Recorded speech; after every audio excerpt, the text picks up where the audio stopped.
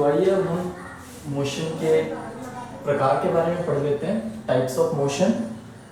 Basically वैसे तो motion कई प्रकार के होते हैं, लेकिन जो हमारे चैप्टर में है वो मेनली दो प्रकार के बारे में बता रखा है, uniform motion and non uniform motion. इसके अलावा भी होते हैं circular motion, parabolic motion, angular motion. तो जो हमारे चैप्टर में हम बेसिकली उनके बारे में पढ़ेंगे, types of motion, uniform motion and non uniform motion. एक समान गति, असमान गति। तो वैसे इनके नाम से हमें पता चलता है कि ये किस तरह के मोशन है। हम इनकी डेफिनेशन एक बार फिर भी देखते हैं। When the object, कोई भी ऑब्जेक्ट वस्तु covers equal distance in equal interval of time, equal distance in equal interval of time, the motion is called uniform motion or constant motion। जब कोई वस्तु इक्वल इंटरवल टाइम में equal distances cover करे तो वो motion बोला जाता है यूनिफॉर्म मोशन या कांस्टेंट मोशन, क्योंकि एक जैसा मोशन रहता है। जैसे कि इस ग्राफ से आप समझ सकते हैं, ये टाइम है सेकंड्स में, यहाँ डिस्टेंस है मीटर्स में। हर 5 सेकंड पर जो कोई ऑब्जेक्ट है वो 10 मीटर की डिस्टेंस कवर कर रहा है।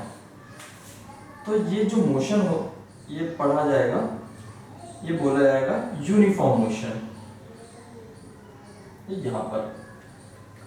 तो इसका ग्राफ बेसिकली यूनिफॉर्म मोशन का ग्राफ अगर आपसे पूछ ले तो एक स्ट्रेट लाइन होती है, क्योंकि इसमें टाइम और डिस्टेंस जो उनका इंटरवल वो इक्वल रहता है। टाइम एंड डिस्टेंस ये एक स्ट्रेट लाइन बनाता है। इसी तरह हमारे पास दूसरा है नॉन यूनिफॉर्म मोशन, जिसकी डेफिनेशन है when the object covers equal distance in unequal interval of time.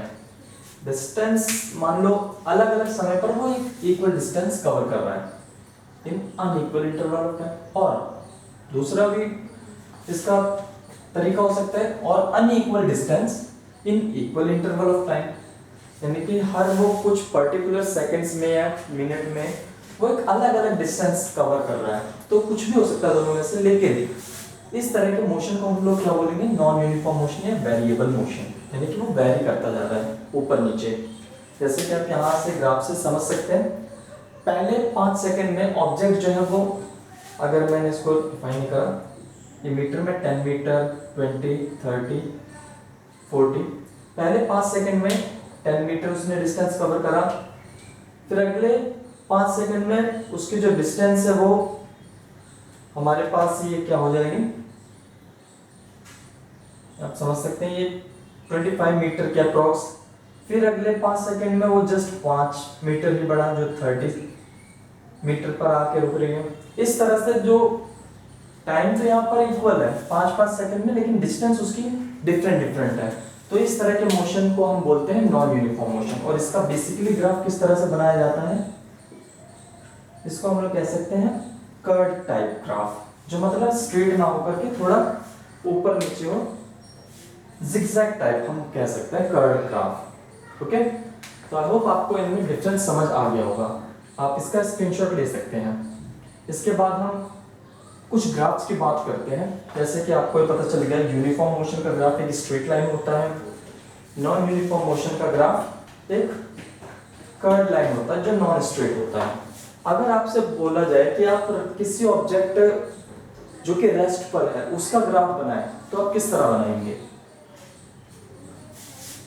Rest पर यानी कि वो मोशन में नहीं है। मैंने आपको बताया कि मोशन क्या होता है कि जब किसी वस्तु की उसकी जगह बदली जाए समय के साथ, तो हम बोल सकते हैं कि वो मोशन में है। अभी मैं यहाँ पर खड़ा हूँ, कुछ समय बाद मैं यहाँ पर हूँ, तो समय के साथ मेरी पोजीशन बदली, यानी कि मैं मोशन में हूँ। इसी तरह, लेकिन अगर मैं यहाँ पर ही खड़ा हूँ और मैं 5 मिनट तक यहीं खड़ा रहूँ, यानी कि समय तो बढ़ा लेकिन मैं अपनी जगह पर हूँ, तो मैं मोशन में नहीं कहा जा सकता उस समय। ओके, तो उस समय जो रेस्ट पर ग्राफ होगा वो किस तरह होगा, आप इसको ध्यान से देखिए। ये टाइम है आपके पास इस डायरेक्शन में, और इस तरफ आपके पास है डिस्टेंस इस डायरेक्शन में। अगर कोई ऑब्जेक्ट इस किसी पर्टिकुलर टाइम पर इस जगह पर है और वो कांस्टेंट यहीं पर ही बना रहता है, तो ग्राफ कैसा होगा? क्योंकि टाइम तो हमेशा कंटिन्यूअसली आगे चलता रहता है, तो उसका ग्राफ होगा पैरेलल टू ये X axis. Parallel to X axis, जो शुरू होगा वाई एक्सिस से। तो आप देखेंगे कोई लाइन जो पैरेलल टू एक्स एक्सिस जब हम शो करते हैं तो वो ग्राफ क्या बोला जाता है, रेस्ट का ग्राफ, यानी कि विराम अवस्था जिसको हम कहते हैं हिंदी में। यानी कि आप देखेंगे कोई ऑब्जेक्ट अपनी जगह पर है लेकिन समय बढ़ता जा रहा है, तो यानी कि वो रेस्ट पर है, उसकी पोजीशन में कोई बदलाव नहीं आ रहा, वो ना ऊपर जा रहा है ना नीचे, वो अपनी जगह पर ही है। ओके, तो आई होप आप इसको समझ चुके होंगे। अब मैंने जैसे आपको बताया था कुछ टर्म्स के बारे में हमें देखना है, तो आइए हम कुछ टर्म्स देखते हैं, क्योंकि इस चैप्टर में वो टर्म्स काफी इंपॉर्टेंट है।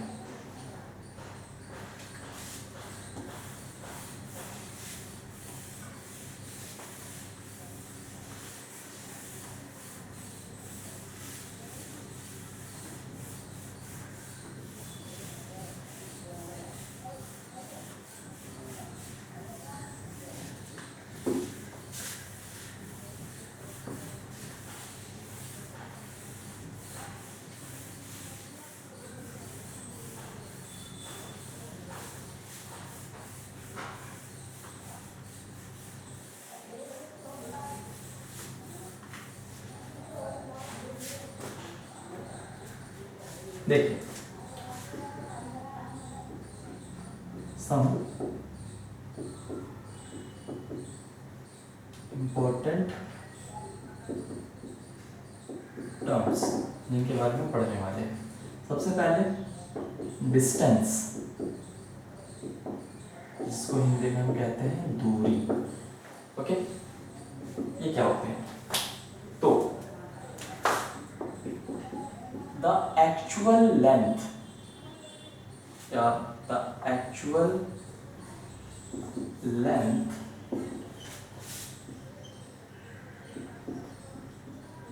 covered by any object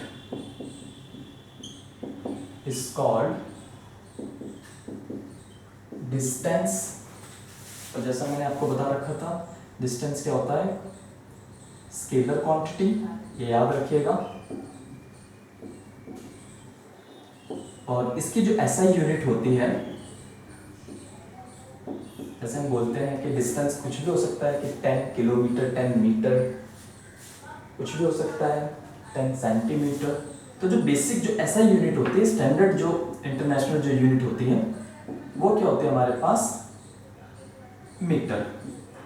distance की जो एसआई यूनिट है वो बेसिकली मीटर होती है, जो हम यूज करते हैं। मीटर, इसका सिंबल स्मॉल है, मीटर। ओके, इसी तरह हमारे पास है डिस्प्लेसमेंट, सेकेंड थिंग।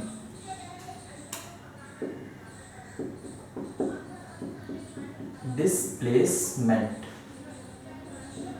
हिंदी में इसको हम कहते हैं विस्थापन।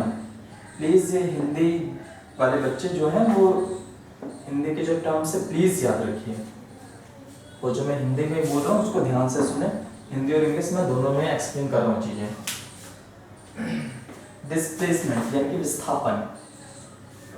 तो देखिए, the minimum distance, the minimum distance between two points, the minimum distance between 2 points is called displacement या विस्थापन। किन्हीं दो जगहों के बीच की जो कम से कम दूरी होती है, जो कम से कम दूरी, उसको क्या कहते हैं हम लोग, डिस्प्लेसमेंट या विस्थापन हिंदी में। जैसे कि आप समझ सकते हैं, मैं आपको जनरल से एग्जांपल देता हूँ। आप अपने घर से कहीं जाते हैं, मान लीजिए स्कूल जाते हैं, ट्यूशन जाते हैं, कहीं पर भी जाते हैं, तो कहीं जाने के मोस्टली एक से ज़्यादा वे हो सकते हैं, रास्ते हो सकते हैं। आपने ऑब्जर्व करा होगा अपनी लाइफ में, जैसे कि मान लीजिए ये आपका घर है, ये आपका स्कूल है। ओके, तो हो सकता है यहाँ जाने का एक रास्ता हो जो इस तरह से हो, ओके, और रास्ता हो सकता है कोई और रास्ता हो सकता है कि इनके बीच में एक स्ट्रेट लाइन हो, या इस तरह कोई रास्ता हो सकता है, तो कई रास्ते हो सकते हैं। लेकिन अभी आप देखेंगे मैंने यहाँ पे कितने रास्ते बना दिए, 1 2 3 4 5, ये सारे ही उसके रास्ते हैं। वो जिस भी रास्ते से जाएगा, कोई भी स्टूडेंट जाता है या जाती है, तो जो भी जिस भी रास्ते से जाता है वो, तो जितने यहाँ से यहाँ जाने में उसने जितना भी जो भी उसने तय किया, वो उसका बोला जाएगा डिस्टेंस, यानी कि दूरी। चाहे वो इतनी दूरी तय करे, इतनी दूरी तय करे, ये सारी उसकी दूरियां हो जाएंगी। लेकिन जो मिनिमम जो डिस्टेंस होता है, जो कम से कम दूरी जो वो तय कर सकता है या कर सकती है, उस चीज को हम बोलते हैं विस्थापन। ठीक है, यानी कि डिस्प्लेसमेंट। तो यहाँ पे आप देखने से आपको ये लग रहा होगा कि ए से बी तक जाने का जो सबसे जो आसान रास्ता है वो कौन सा है, ए, जो फर्स्ट वाला रास्ता है वो ए से बी तक जाने के लिए। ओके, तो इस चीज को बोला जाता है डिस्प्लेसमेंट। और इसकी मैं बात करूं तो ये एक वेक्टर क्वांटिटी है, सदिश राशि। इसको आप प्लीज याद ही रखिएगा एज इट इज। इसकी एसआई यूनिट भी मीटर होती है। एसआई यूनिट में आप बताता जाऊंगा जो भी हम पढ़ेंगे, और आपको ये प्लीज याद रखना है, क्वेश्चन में डायरेक्ट ये भी पूछा जाता है कि किसी भी फिजिकल क्वांटिटी की एसआई यूनिट क्या है। तो अब आप स्टार्ट कर दीजिए, इसको याद रखना। एसआई यूनिट इसकी मीटर, क्योंकि है तो ये डिस्टेंस एक तरह से, डिस्टेंस और डिस्प्लेसमेंट। डिस्प्लेसमेंट कुछ अलग नहीं, डिस्टेंस है, बस कम से कम जो डिस्टेंस होता है किन्हीं दो जगहों का, वो। अब इसमें देखिए कुछ रिमार्क्स पॉइंट है हमारे पास डिस्प्लेसमेंट में। जो डिस्प्लेसमेंट में जो रिमार्क्स पॉइंट है हमारे पास, first, displacement can be zero as well. Zero भी हो सकता है, ये डिस्टेंस नहीं होगा कभी जीरो। सेकेंड, जो डिस्प्लेसमेंट और डिस्टेंस में अगर मैं रिलेशन बनाऊं, तो डिस्प्लेसमेंट जो होगा वो हमेशा कम होगा या बराबर होगा, लेकिन ज्यादा नहीं होगा। किससे? डिस्टेंस से। तो ये पॉइंट जरूर याद रखिए। डिस्प्लेसमेंट आप देखेंगे, अगर ए से बी तक जाना है, ये अलग अलग रास्ते हैं, तो जो डिस्प्लेसमेंट है वो सिर्फ फर्स्ट वाला है। तो हम देख सकते हैं कि इसमें या तो ए से बी तक वो बराबर होगा, क्योंकि ये डिस्टेंस भी है डिस्प्लेसमेंट भी है, लेकिन डिस्प्लेसमेंट कभी ज्यादा नहीं हो सकता डिस्टेंस से। ऐसा नहीं कि अगर मैं यहाँ से कोई रास्ता बना दूं और इसको मैं बोलूं कि वो डिस्प्लेसमेंट है, तो वो डिस्प्लेसमेंट नहीं हो सकता। डिस्प्लेसमेंट हमेशा कम रहेगा, क्योंकि कम से, इसकी डेफिनेशन ही है ये, कम से कम दूरी किन्हीं दो बिंदुओं के बीच की। ओके, तो आप कुछ समझ सकते हैं, आप इनको प्लीज याद रखिएगा। Displacement can be zero, displacement is always less than और इक्वल टू डिस्टेंस। कम हो सकता है या बराबर रहेगा, लेकिन ज्यादा नहीं होगा। और जीरो कैसे हो सकता है वो आप देख लीजिए। मान लो इसको आप वैसे समझ सकते हैं, कोई एक ऑब्जेक्ट है, यहाँ से चल के यहाँ गया, फिर यहाँ गया, फिर किसी और पॉइंट पे गया, यहाँ से यहाँ आया, और इसके बाद वो डायरेक्ट यहाँ आ गया। तो ये जो उसने जो चल कर के यहाँ से यहाँ तक वापस आया है, ए से बी पर गया, बी से सी, सी से डी, डी से ई, इसके बाद ई से ए, तो टोटल उसका जो स्टार्टिंग पॉइंट था वो क्या था, ए, और जो टर्मिनेटिंग पॉइंट है वो क्या है, ए से शुरू करा, ए पर खत्म हुआ। तो उसने डिस्टेंस जो भी कवर करी हो एक्स वाई जेड, वो सारी उसकी डिस्टेंस है। लेकिन यहाँ पे हमने कहा कि दो बिंदुओं के बीच की जो कम से कम दूरी, ए से ए पर पहुंचने के लिए कितना डिस्टेंस है, जीरो। तो इस वजह से उसका जो डिस्प्लेसमेंट है वो जीरो बोला जाएगा। ओके, तो आई होप आपको चीज समझ आ गई होगी। तो कोई सर्कुलर पाथ है, कोई इंसान यहाँ से चलना शुरू करता है और बाद में आकर के वो यहीं रुकता है, कितनी बार भी चल रहा हो, अगर वो यहीं रुक रहा है तो डिस्प्लेसमेंट उसका क्या बोला जाएगा, जीरो। हालांकि डिस्टेंस कई बार उसकी काउंट की जा सकती है। ओके, तो आई होप आपको ये चीज अब समझ आ गई होगी। इससे रिलेटेड हम एक क्वेश्चन करते हैं और वो आपको काफी हेल्प करेगा इन चीजों को और समझने के लिए। आप तब तक इसका स्क्रीनशॉट ले सकते हैं।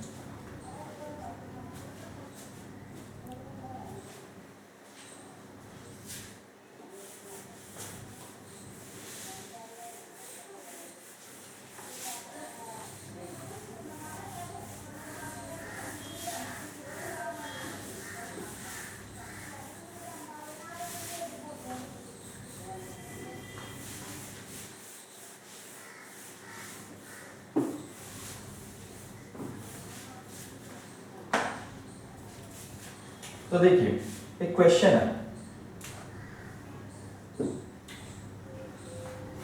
मान लीजिए एक सर्कुलर ट्रैक दे रखा आपको, ओके, इसका सेंटर है O, इसका सेंटर है, और इसकी जो रेडियस है वो R है। मान लीजिए इसको 4 इक्वल पार्ट्स में डिवाइड किया गया है, इक्वल पार्ट्स में A, B, C, D। R इसकी रेडियस दे रखी है एंड इसको डिवाइड करा गया है। तो अब हमें जो निकालना है, क्या निकालना है, find the distance and displacement of AB, A से B, AC, AD and AA। यानी कि आप इसको ऐसा भी कह सकते हैं कि A से B, A से C, A से D and A to A, इनमें हमें डिस्टेंस और डिस्प्लेसमेंट दोनों ही निकालना है। तो आइए निकालते हैं। इस क्वेश्चन को आप प्लीज बाद में भी प्रैक्टिस कीजिएगा, क्लास के बाद भी। आपको समझ आ जाए या ना आए, आप इसको जब तक प्रैक्टिस नहीं करेंगे बार बार, तब तक आपको अच्छे से नहीं समझ आएगा। Distance and displacement. तो देखिए इस सर्कल में ये भी इसकी रेडियस हो जाएगी, ये भी रेडियस और ये भी इसका रेडियस हो जाएगा, आप सब जानते हैं। और सर्कल का सर्कमफ्रेंस क्या होता है ये आपको पता होना ही चाहिए। सर्कमफ्रेंस ऑफ सर्कल क्या होता है, जो कि हम जानते हैं 2 पाई r, और r मान लीजिए स्मॉल r ही है, ठीक है।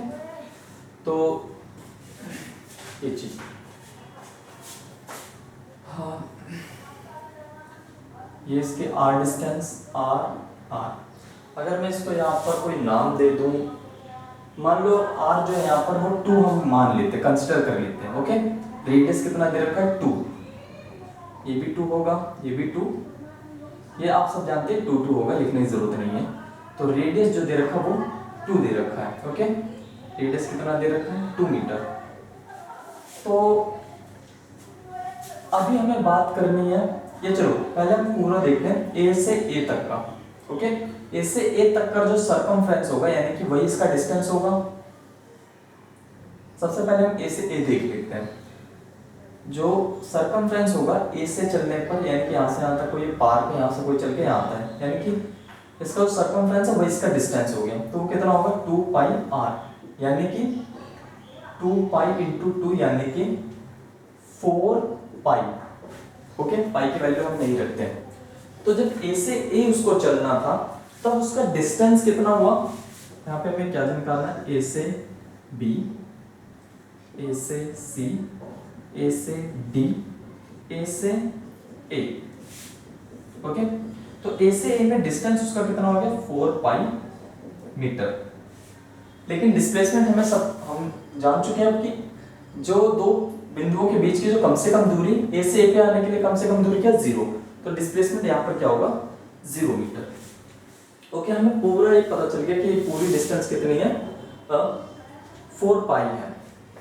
अब देखिए यहां से उसको C तक आने में, A से C तक आने में वो आधा डिस्टेंस कवर करेगा, जैसा मैंने बता रखा है हाफ इक्वल इक्वल पार्ट में। तो A से C तक आने में वो जो डिस्टेंस कवर करेगा वो कितना होगा, आधा होगा। यहाँ से चल के यहाँ आ रहा है वो, यानी कि टोटल है ये 4 पाई, यानी कि इतना कितना हो जाएगा, ये हाफ उसका 2 पाई। किसके लिए, A से C के लिए। और A से C का डिस्प्लेसमेंट मैंने आपको बताया कम से कम दूरी, यानी कि यहाँ से ये स्ट्रेट पाथ मिल जाएगा हमें, तो ये 2 और ये 2, तो डिस्प्लेसमेंट कितना हो गया 4 मीटर, ठीक है। अब देखिए हमने 2 निकाला अभी, A से A और A से C। हमें निकालना है A से B और A से D भी निकालना है। ए से बी, ये इस वाले ए से सी का आधा है ये ए से बी, यानी कि इसमें जितना डिस्टेंस इसने कवर करा उसका आधा ए से बी है, यानी कि ए से सी उसने 2 करा है तो ए से बी क्या होगा, सिर्फ पाई मीटर हो जाएगा। और जो डिस्प्लेसमेंट है वो ये तो होगा नहीं, एक सीधी रेखा हम यहाँ से खींच सकते हैं, ये 2 है, ये 2 है, तो अब हमें किसका यूज करना पड़ेगा, पाइथागोरस थ्योरम का। ओके, यहाँ पर ये मान लो हमारे पास इस तरह का कोई ट्रायंगल बन रहा है, क्योंकि मैंने ये स्ट्रेट लाइन क्यों खींची, क्योंकि डिस्प्लेसमेंट क्या होता है कि शॉर्टेस्ट डिस्टेंस कम से कम दूरी, तो वो ये ए है, ये बी है, ये ओ है, ये 2 है, ये 2 है, ये हमें निकालना पड़ेगा। तो देखिए पाइथागोरस थ्योरम क्या कहती है, ए बी का square is equals to A O square plus O B square, 2 square plus 2 square 4 4 plus 8, तो ए बी का स्क्वायर क्या आ गया 8, यानी कि ए बी हमें चाहिए तो 2√2। ओके, प्लस माइनस दोनों में जाता है लेकिन डिस्टेंस पॉजिटिव ही रहती है, इसलिए मैंने डायरेक्ट पॉजिटिव का ही साइन लिया है। तो ए बी की वैल्यू क्या आ गई, ये आ गई 2√2। ओके, तो इस कंडीशन में डिस्प्लेसमेंट कितना हो गया 2√2। अब देखिए ए से बी, तो ए से डी जो आएगा यानी कि यहां से चल के नहीं आएगा, वो यहां से चल के आएगा वो, ठीक है, ए से बी पर गया, बी से सी पर गया, सी से डी पर गया, फिर यहाँ वापस ए पर आ गया। तो यहाँ पर मैं कंडीशन लेकर के बोल रहा हूँ कि डिस्टेंस जो है वो इस तरह से चल के आ रहा है वो, ठीक है ना, इस तरह से नहीं। तो डिस्टेंस उसका क्या होगा, ये हाफ और इतना, इसको जो जोड़ने पर आएगा वो उसका डिस्टेंस हो जाएगा। तो 2 पाई और पाई, यानी कि 2 पाई, इतना 2 पाई है डिस्टेंस और इतनी डिस्टेंस पाई है जो हमने मेजर करी है, तो यानी कि 3 पाई उसकी डिस्टेंस हो गई मीटर। और डिस्प्लेसमेंट तो हम जानते हैं कि जो भी शॉर्टेस्ट पॉसिबल वे होता है, और वो यहाँ से यहाँ ये दिख रहा है। तो जैसे हमने ऊपर वाले केस में सॉल्व करा वैसे हम इसको सॉल्व कर सकते हैं, ये 2 है, ये 2 है, तो ये कितना हो जाएगा 2√2 मीटर। तो हमने सारे पॉइंट्स में इसमें डिस्टेंस और डिस्प्लेसमेंट निकाल लिए, और आई होप आपको अच्छी तरह समझ आएगा। आप इसको प्लीज स्क्रीनशॉट लेकर इसको बाद में जरूर प्रैक्टिस कीजिएगा, आपको समझ आ जाएगा। अगर अभी एकदम से नहीं भी आ रहा है तब भी आप इसको 1 या 2 बार प्रैक्टिस कर लेंगे, आपको ये अच्छे से समझ आ जाएगा, ठीक है। और इसके साथ ही मैं आपको क्वेश्चन भी दे देता हूं, उसको भी आप सॉल्व कीजिएगा। आप देखिए, एक ये स्क्वायर है ए बी सी डी, कोई ऑब्जेक्ट है, मान लीजिए ये 5 मीटर है, ये 5 मीटर है, 4 मीटर है, 4 मीटर है। कोई ऑब्जेक्ट ए से बी पर जाता है, बी पर सी, बी से सी पर जाता है, तो इसके बीच में जो ए से सी के बीच में जो डिस्प्लेसमेंट है, ए से सी, पहले मान लीजिए ए से बी पर गया, बी से सी पर गया, तो यहाँ पे डिस्टेंस एंड डिस्प्लेसमेंट आपको बताना है। उसके बाद ये हो गया एक सेकंड, ए से बी, बी से सी, सी से डी, तो इसमें भी आपको, अगर मैं इसको डायरेक्ट लिख देता हूं, पहला केस क्या आपके पास ए से बी, दूसरा केस क्या आपके पास ए से बी पर गया, बी से सी पर गया, तीसरा केस क्या है ए से बी, बी से सी, सी से सी तक है, ए से B, A B C D, C से डी ये। और उसके बाद आपके पास है ए से बी, बी से सी, सी से डी, डी से ए। आप इस डायरेक्शन जरूर याद रखिएगा, ये नहीं कि आप इसको उल्टा घुमा दें। ए से बी तो यहाँ तक का डिस्टेंस और डिस्प्लेसमेंट, ए से बी जा रहा है फिर बी से सी जा रहा है, तो इस वे में ही उसका डिस्टेंस और डिस्प्लेसमेंट, फिर आगे आप समझ रहे हैं ए से बी, बी से सी, सी से डी, इस वे में, और फिर ए टू ए। तो इसमें आपको क्या फाइंड करना है, find distance and displacement. Okay, ये आपका क्वेश्चन है जो आप प्रैक्टिस करेंगे। आइए इसके बाद हम दो और टर्म्स को समझ लेते हैं जो इस चैप्टर में आपके, आप इसका स्क्रीनशॉट जरूर ले लीजिए।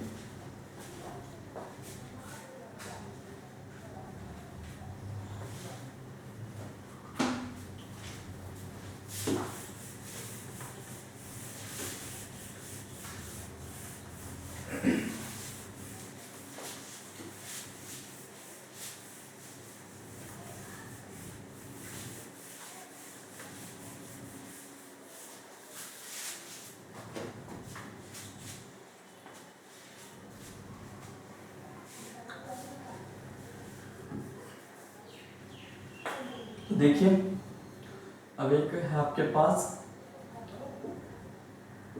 स्पीड यानी कि चाल। इसकी क्या डेफिनेशन है?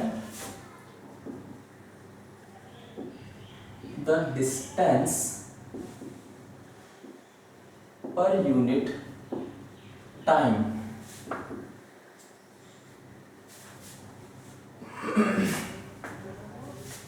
या इसको हम और कह सकते हैं the measure of distance per unit time, या the distance per unit time is called speed. Okay, यानी कि इसका फॉर्मूला याद रखिए आप, डेफिनेशन कोई नहीं पूछता, फॉर्मूला याद रखिए। स्पीड क्या होती है हमारे पास? Distance divided by time. ये चीज स्पीड क्या होती है? Distance per unit time. मैंने बताया था आपको, स्केलर क्वांटिटी एंड ऐसा यूनिट